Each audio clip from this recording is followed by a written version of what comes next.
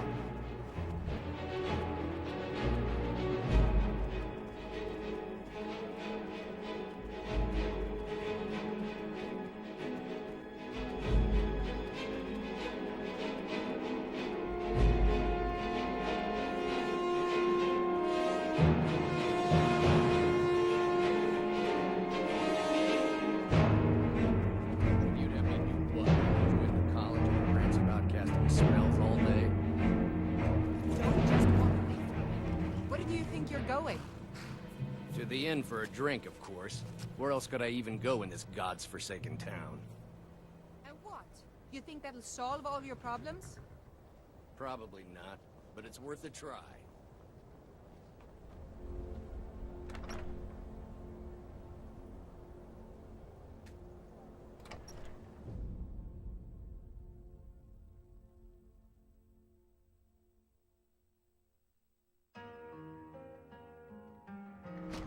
I'm sorry, could you describe the smell?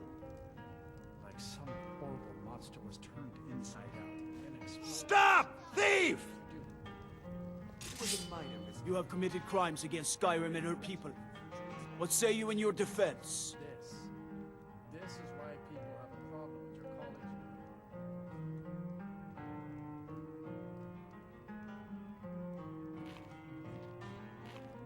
college. All right. Just keep your voice down and don't let me catch you again. Can I help you with anything else? Carlia? Then she's finally found it. Do you have Gallus's journal? A problem? Let me see it. No, this is just like Gallus. A dear friend, but always too clever for his own good. He's written all of the text in the Falmer language. No. However, I know someone who might. The court wizard of Markarth, Calselmo, may have the materials you need to get this journal translated. Word of warning, Calselmo is a fierce guardian of his research. Getting the information won't be easy.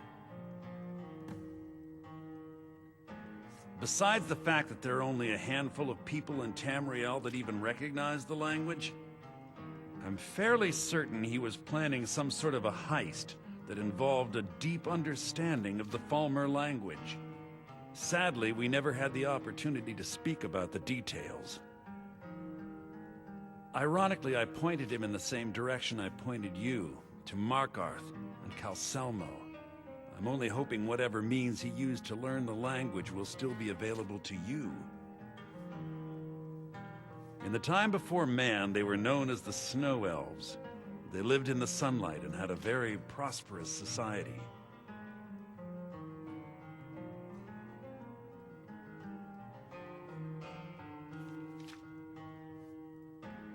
Like the Altmer?